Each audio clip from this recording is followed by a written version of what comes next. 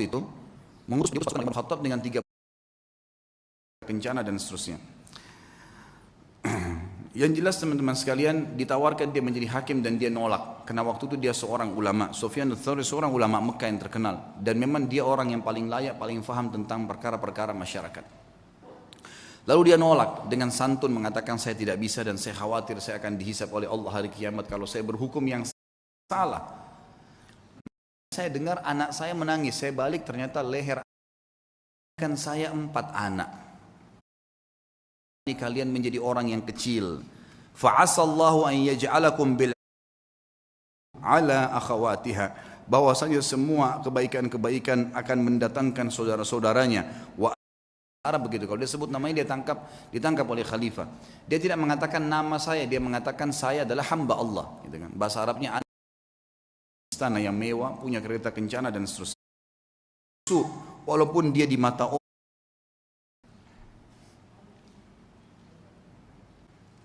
wasau'ata hal fid dunya akbah min syai'in jahil, dan sungguh buruk sekali. Apakah ada yang lebih buruk dari la yakhluwannakum ma tarawun, jangan sampai kalian merasa sedih dengan apa yang kalian lihat. Atau coba mau selamatkan diri saya sendiri. Begitu saya balik ke arah unta ini mengangkat kakinya dan menendang ke mata saya sehingga saya buta. Maka dalam satu malam Amir Mu'minin saya jadi orang yang buta, jadi sakit, anak istri saya hilang, harta saya semua habis. Ini dan seterusnya. Terus ini yang buta kenapa nih? Pernah meninggalkan rubu' Al-Quran. Rubu' ini 10 juz setiap hari. Selalu bacaannya, tidak pernah tertinggal. Dalam kisahnya dikatakan dalam 3 hari khatam Quran, selalu bacaannya. Dan tidak pernah ketinggal 10 hari. Dan satu-satunya hari yang dia tidak baca 10 juz itu hari itu saja. Dikatakan dalam kisah hidupnya. Dan maka dia punya julukan kalau nggak salah Khazinul Quran. Sahabatnya Al-Quran gitu loh. Ringkas cerita teman-teman, setelah dipotong, pinsankan tadi, direndam dengan air panas, air minyak panas, dia pingsan. Setelah dia bangun, dia bilang, mana telapak kaki saya? Didatangkan, orang semua heran, kenapa dia bilang, minta kakinya. Diambil sama dia, lalu diangkat sama tinggi, lalu dia bilang, demi Allah, selama 40 tahun, itu umurnya Urwah 40 tahun, selama 40 tahun, belum pernah sekalipun saya gunakan kau ke tempat yang haram. Dan saya bersyukur kepada Allah karena kau dikembalikan padanya dalam kondisi kau suci. Tidak pernah satu kali pun ke tempat yang haram. Dia berikan kesaksian terhadap dirinya. Dan ini boleh diucapkan kalau seorang mukmin yakin dengan apa yang dia lakukan. Baiklah. Kemudian setelah itu dia pulang ke Madinah, teman-teman sekalian. Tentu sebelum pulang ke Madinah, Amir Mu'minin ini bingung gimana caranya meringankan bebannya Urwah nih, supaya dia bisa tenang. Subhanallah, di hari yang sama dengan hikmah Allah, ada suku Arab datang, Badui. Mereka kelihatan dari padang pasir, kondisinya sangat susah gitu. Masuk, ada satu di antara mereka matanya buta, ditopang oleh teman-temannya.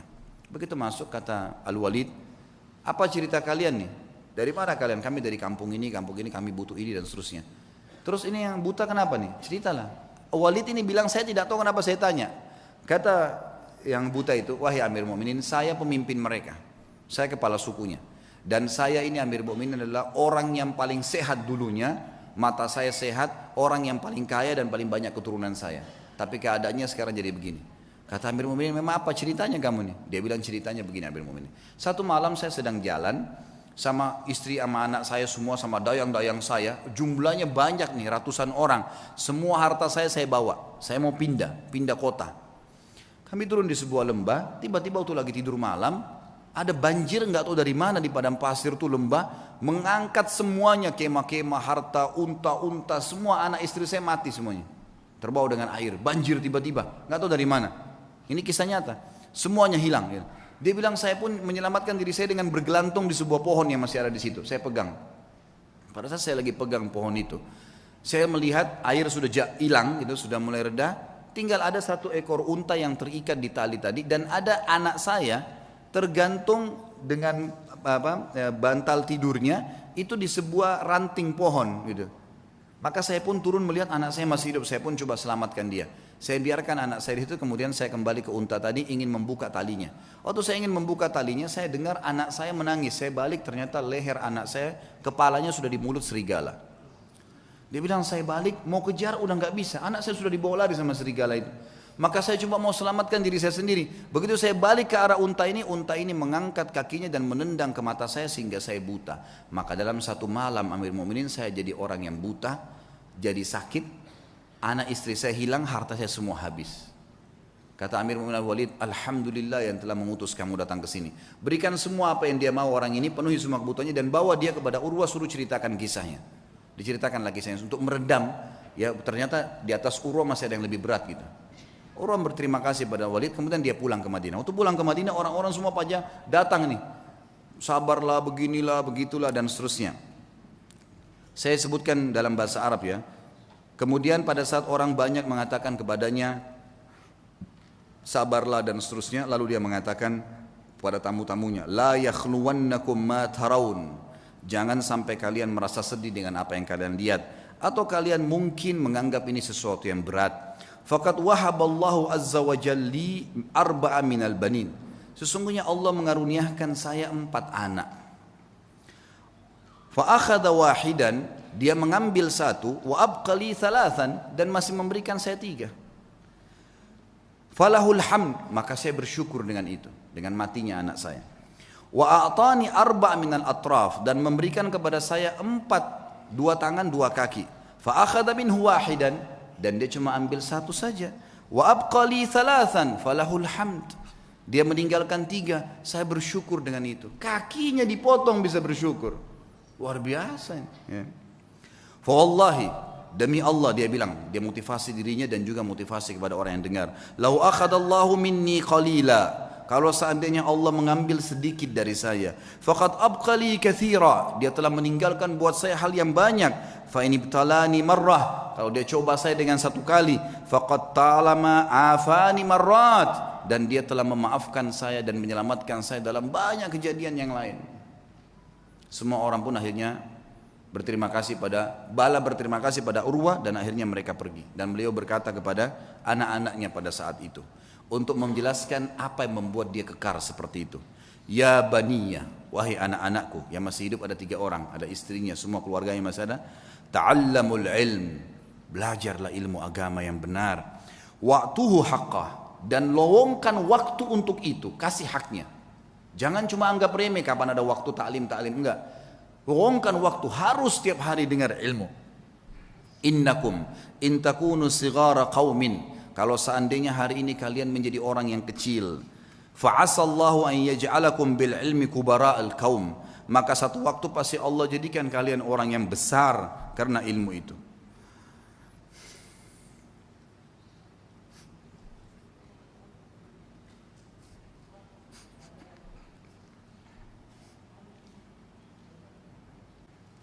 Wasau'ata hal fid dunya akbah min syaikhun jahil, dan sungguh buruk sekali, apakah ada yang lebih buruk dari orang tua yang bodoh gitu, tidak mengerti agamanya. Lalu beliau berkata juga, iyyakum antaraw sadaqata annaha sadaqatun bal i'tabaruha hadiyah, hati-hati jangan pernah kalian melihat amal yang kalian kerjakan atau sedekah yang kalian keluarkan adalah sedekah yang kalian anggap remeh, tapi jadikanlah sedekah itu sebagai hadiah tahdilillahi azza wa jal, yang kalian berikan hadiah kepada Allah subhanahu wa ta'ala. Wala yahdiyanna ahadukum lillah, dan janganlah kalian memberikan hadiah sesuatu untuk Allah. Yastahi an yahdiyahu li azizil qaum, yang dia malu untuk memberikan kepada terhormatnya kaum atau pejabatnya satu kaum.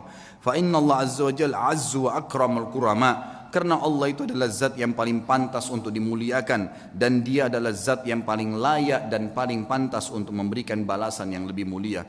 Wa haqqu an takhtar li hadiyatikum, dan yang paling pantas kalian berikan hadiah yang terbaik dari kalian.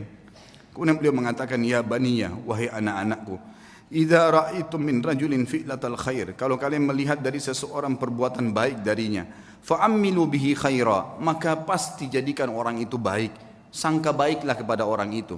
Wa in kana fi nadarin nasi rajulus su', walaupun dia di mata orang dianggap buruk, fa innalaha akhwatun amsalihah, karena perbuatan baiknya itu pasti punya saudara-saudara kebaikan yang lain.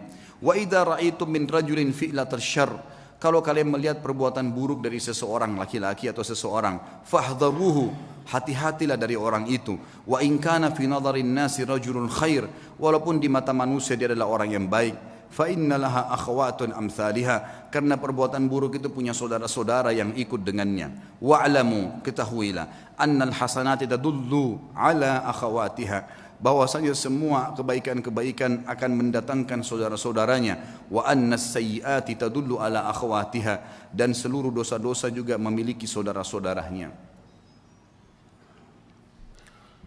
Masih ada waktunya?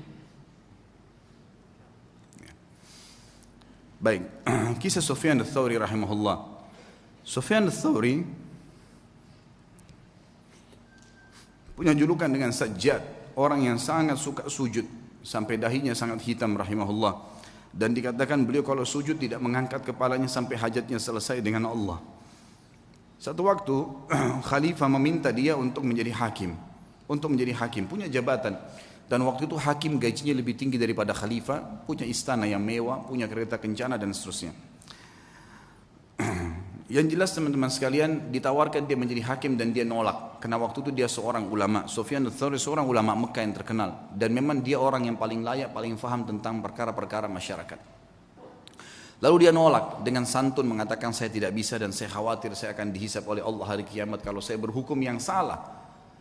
Maka khalifah mengatakan kau harus menjadi. Karena dia nolak dan dipaksa, akhirnya dia pun melarikan diri dari Mekah. Dia jalan teman-teman sekalian. Sufyan ats-Tsauri rahimahullah jalan dengan menggunakan jubah menutup kepalanya dan meninggalkan Mekah. Sampai jalan menuju ke Yaman. Selama 3 bulan perjalanan kaki sampai di Yaman, kemudian dia tiba di sebuah kebun kurma.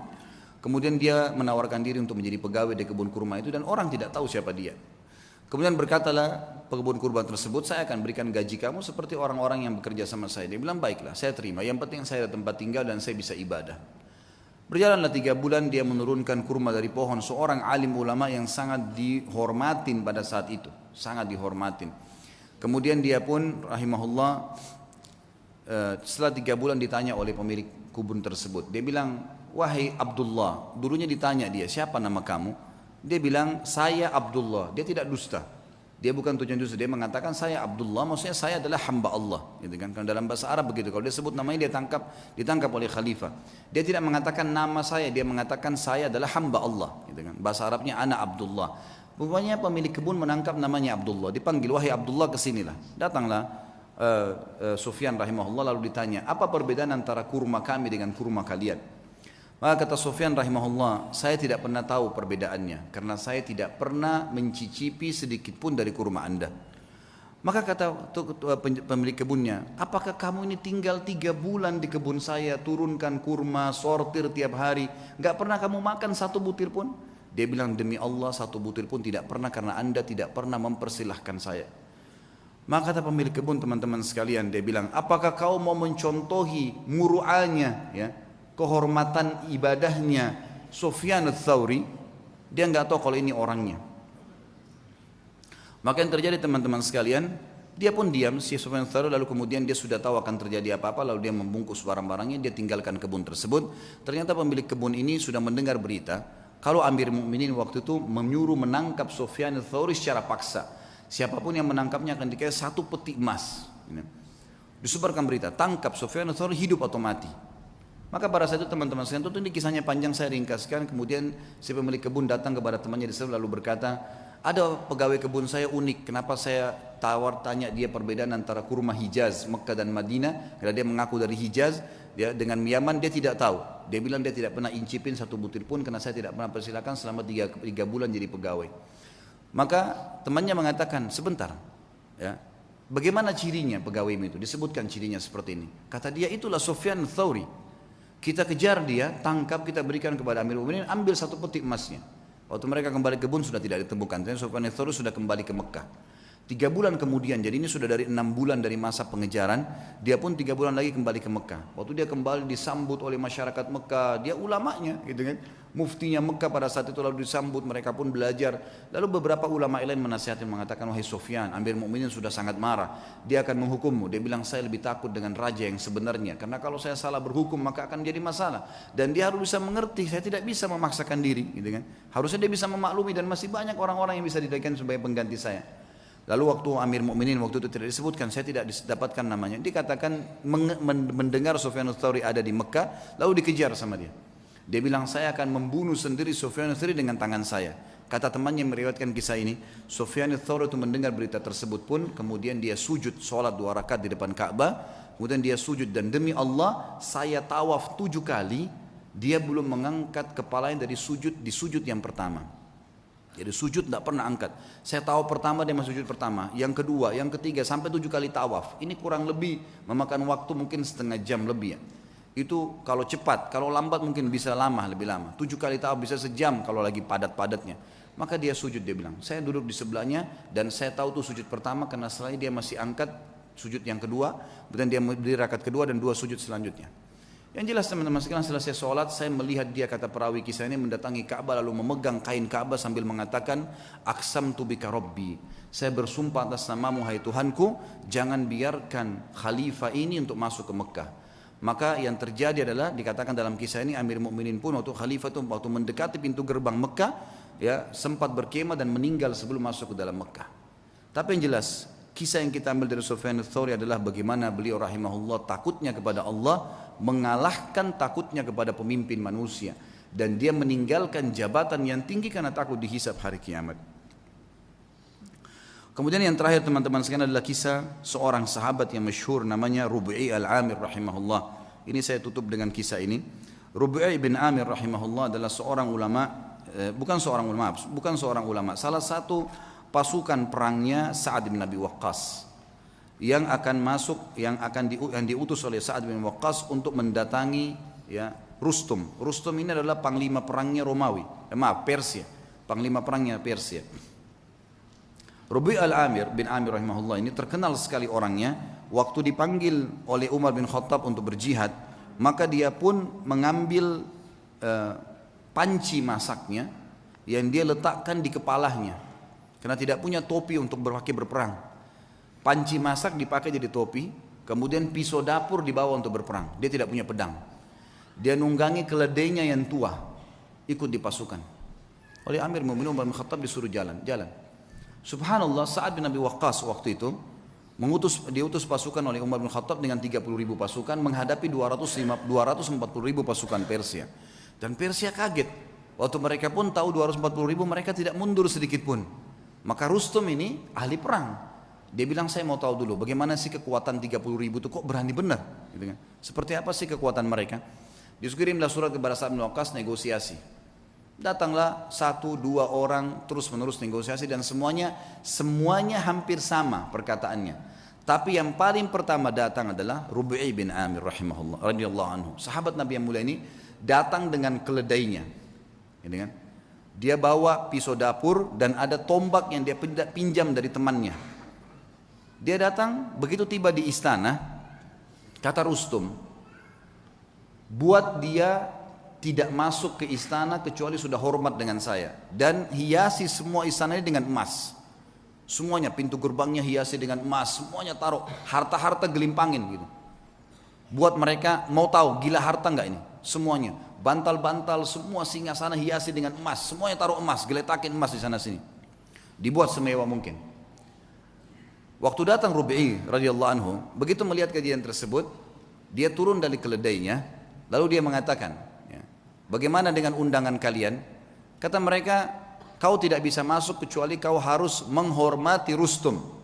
Mengatakan, wahai Rustum yang terhormat, saya pamit mau masuk. Kata Rub'i, saya tamu, dan saya yang harus dipamiti untuk masuk, bukan saya yang pamit. Lalu Rub'i melihat di situ ada tikar permadani, di atasnya banyak emas. Sama beliau disingkirin emasnya, permadani itu diambil, dipotong pakai pisaunya dia. Dibelah 2. Diambil, ditaruh di keledainya. Dianggap sebagai ghanimah, harta rampasan perang. Ditaruh sama dia. Kemudian dia mengatakan, ini pembukaan harta rampasan perang kami kalau kau tidak buka pintu gerbang. Sendirian. Dan Rub'i ini perlu anda tahu, orangnya pendek, kecil. Bukan orang yang tinggi kekar. Orang-orang Persia waktu itu tinggi besar, kekar-kekar semuanya. Diberitakan ke dalam. Kata Rustum, baiklah, tutup pintu gerbang, buka sedikit saja, supaya dia masuk tunduk kepada saya. Diperintahkan masuk, pintu gerbang dibuka sedikit. Memang tidak bisa orang masuk, harus tunduk. Maka Rubi' lihat, subhanallah, Allah memberikan orang beriman itu hatinya bisa melihat, ya. Dia bisa membaca, namanya firasatul mu'min. Maka dia lihat, ini pasti ada tipu daya nih. Yang dia lakukan, dia balikkan pantatnya dia balikkan keledainya, lalu dimasukkan dari balik belakang. Ya. Sehingga yang tadinya dia harus tunduk, ini dibalik, jadi bokong yang di belakang. Dilaporin ke Rustum, ini yang dilakukan sama orang ini. Malah sekarang dihinain. Lalu dia naik keledainya, dia jalan. Subhanallah, tuh dia jalan, dia tidak turun dari keledai. Keledainya dimasukkan di istana Rustum dengan karpet-karpet yang mewah. Pisau dapurnya dipakai, bolong-bolongin bantal tuh semua. Bantal-bantal yang mewah. Semua ini karpetnya ditusuk-tusuk dengan tombaknya sama dia. Sampai tiba depan Rustum. Panci di atas kepalanya, pisau di tangannya, tombak di tangan, pisau tangan kanan, ini tangan kiri, tombaknya. Kata Rustum, dipanggil penerjemah, tanya kepada mereka nih, mau apa sebenarnya datang ke sini? Terjemahkan, hai orang-orang Arab, kalian kan dulu di padang pasir, tidak punya apa-apa kecuali gembala kambing. Untuk apa kalian datang ke sini? Kalau kalian butuh harta, sebut saja, kami akan kasih pulang. Kalau kalian butuh gembalaan, kami kasih berapa bun unta dan kambing yang kalian mau. Kalau kalian ingin jabatan, kami akan jadikan, pilih siapa yang terbaik, kami akan jadikan sebagai pemimpin kalian dan kami akan kasih gaji. Lalu jawaban Rubi'i rahimahullah, ini orang kalau sudah mengenal Tuhannya, dia mengatakan, kami datang dari sana tidak butuh dengan harta yang sedang kau pamerkan ini. Dan kami datang mengeluarkan seluruh hamba termasuk kamu dan kami dari menyembah makhluk kepada menyembah pencipta sang makhluk. Itu saja. Kalau kau patuh, maka kau dengan kerajaanmu kami akan pulang. Hukum Allah. Berhenti menyembah, karena waktu itu raja mereka Kisra dianggap Tuhan. Berhenti menginjak Kisra. Kisra pun tetap dengan kerajaannya, kau tetap sebagai panglima perangnya, semua kau milikin, tidak ada yang hilang di sini. Cuma itu saja. Kemudian kami pulang. Lalu kata si Rustum, baiklah kalau gitu, izinkan kami berfikir, mungkin butuh waktu. Kata Rubi'i, berapa lama kalian butuh? Sehari, 2 hari? Kata Rustum tidak, mungkin kami butuh 2 bulan, 3 bulan berfikir, musyawarah dulu. Kata Rubi'i, saya hanya kasih kalian waktu maksimal 3 hari. Karena pemimpin kami Nabi SAW mengizinkan musuh berfikir 3 hari maksimal. Tidak boleh lebih daripada itu. Kata Rustum, terjemahkan ke orang ini siapa? Pemimpin mereka. Kata Rubi'i, terjemahkan, kau pemimpinnya? Dia bilang bukan, saya pasukan yang paling di belakang gitu. Saya ini pasukan yang paling biasa, prajurit yang paling biasa. Kata Rustum, terjemahkan lagi, kenapa kok kau bisa ambil keputusan begitu? Dia bilang, dijawab sama dia, karena agama kami mengajarkan dari pemimpin muslim sampai masyarakat biasanya keputusannya satu. Kalau saya sudah berikan amanah, keamanan, semua harus patuh terhadap pemimpin saya. Muslim semua begitu, kami satu jasad. Kata Rustum, baiklah, izinkan pulang orang ini. Begitu diizinkan pulang, kata Rustum, tulis surat kepada Kisra. Ini yang sedang kita hadapin nih, semuanya 30.000 manusia yang kayak gini nih. Ini untuk dihadapin susah nih. Gak bisa, keras, tegas, dan memang maunya, gak bisa. Harus begitu. Tidak ada jalan lain, urusan tangan Anda. Berperang atau kita mengalah saja, ini gak bisa. Karena Kisra gak berhadapan sama pasukan muslimin, dianggap kuat, udahlah pasukan, perang aja, lawan gitu kan. Ini kasih terjadi peperangan tentunya, tapi yang kita ambil pelajaran bagaimana Rubi'i radhiyallahu anhu teman-teman. Orang kalau mengenal Allah, harta jadi kecil buat dia. Ya. Semua apapun yang Allah haramkan ditinggalkan, seindah apapun itu. Berapa banyak kisah tadi yang kita sebutkan, anak muda yang meninggalkan perzinahan dengan menaruh kotoran di bajunya, berapa macam orang-orang soleh yang sudah kita sebutkan kisahnya. Yang jelas yang kita simpulkan teman-teman sekalian berhubungan dengan Rabbul Alamin. Sering komunikasi dengan dia sebagaimana dia sudah ajarkan kepada kita semua. Mau keluar rumah ada doanya, mau masuk rumah ada doanya, mau makan ada doanya, habis makan ada doanya. Doa itu apa? Komunikasi dengan Allah. Keluar rumah bismillahirrahmanirrahim, dengan nama Allah saya bertawakal, menyerahkan diri kepadanya. Kata Nabi SAW, kata Allah SWT, wa may tawakkalallahi fahuwa hasbuh. Yang bertawakal pada Allah, Allah jadi pencukup baginya. Seorang syekh pernah menangkap di Riyadh seorang penyihir besar. Penyihir terbesar ini datang dari Afrika, ditangkap. Waktu ketangkap, dia tanya syekhnya, saya nonton cuplikannya, dia bilang, bagaimana anda bisa menangkap saya? Padahal saya menaruh ribuan jin di depan saya. Tidak pernah saya bisa ditembus nih, baru kali ini dia bilang, ada yang bisa tembus dari anda. Dia bilang, karena kamu bodoh dan kamu tidak mengerti. Kalau saya keluar dari rumah saya tadi, saya membaca apa yang diajarkan oleh Rasulullah SAW, Bismillahirrahmanirrahim. saya bertawakal kepada Allah, dengan nama Allah saya tawakal kepada Allah, la haula wala quwata illa billah, tidak ada yang kekuatan kecuali milik Allah. Dan saya yakin dengan doa saya, dan kata Nabi SAW, siapapun yang membaca doa itu pada saat keluar rumah, semua syaitan yang menemuinya akan berkata, orang ini tidak bisa kita ganggu karena Allah sudah lindungin. Itu sebabnya saya bisa tembus kamu. Bukan cuma itu, saya akan laporkan kamu dan kepala kamu akan dipenggal karena kamu seorang penyihir. Ditangkaplah penyihir tersebut, teman-teman sekalian. Hubungan dengan zat sang pencipta yang maha kaya, menciptakan semuanya, itu adalah hubungan yang paling baik. Maka jalinlah hubungan yang baik dengan Allah, maka Allah akan baikkan semua. Sebagai penutup kata-kata saya, kata Nabi SAW, siapapun yang berbuat perbuatan yang Allah ridha, Allah cintai perbuatan tersebut, Allah akan buat semua makhluk mencintainya. Dan kalau seseorang berbuat perbuatan yang buruk yang Allah benci, maka Allah akan buat semua makhluk akan membencinya. Kata kuncinya kembali kepada Allah Subhanahu wa taala. Allahu a'lam. Mudah-mudahan bermanfaat dan semoga Allah menjaga kita menjadi hamba-hambanya yang saleh, hamba-hambanya yang mengisi sisa umur ini dengan ketaatan dan kepatuhan kepadanya, dan semoga Allah selalu mengikhlaskan niat kita, menambah ilmu kita, dan juga menyatukan kita semua di surga Firdausnya tanpa hisab dengan izinnya. Kita berdoa kepada Allah SWT, semoga seluruh muslimin yang sedang sakit disembuhkan penyakitnya, semua yang utang dilunasi utangnya, yang belum dapat hidayah dimudahkan mendapatkan hidayah, yang sudah dapat hidayah dimudahkan untuk mengamalkan, seluruh muslimin yang pernah berbuat dosa dimaafkan oleh Allah, diganti dengan pahala, juga seluruh orang tua kaum muslimin dan muslimin muslimat yang masih dan juga sudah yang meninggal. Kita berdoa dengan kemahakuasaan Allah dan kemahaperkasaannya agar menolong saudara kita di Palestina, di Syria, di Yaman, di Irak, di Myanmar, dimanapun mereka berada, semoga Allah kokohkan telapak kaki mereka, ikhlaskan niat mereka, terima para syuhada mereka, dan juga Allah muliakan Islam di tangan mereka dan tangan kita semua, dan semoga Allah memberikan kepada kita mempartisipasikan kita bersama mereka di pahala, baik dengan doa dan harta juga dengan jiwa kita. Dan sebagai penutup, semoga Allah dengan kemahamurahannya sekali lagi menyatukan kita di surga Firdausnya tanpa hisab, sebagaimana ia satukan kita di majelis ilmu yang mulia ini. Kalau ada benar dari Allah, tentunya kalau ada salah dari saya mohon dimaafkan. Subhanakallahumma wa bihamdika asyhadu an la ilaha illallah astaghfirullah wa atubu ilaih. Assalamualaikum warahmatullahi wabarakatuh.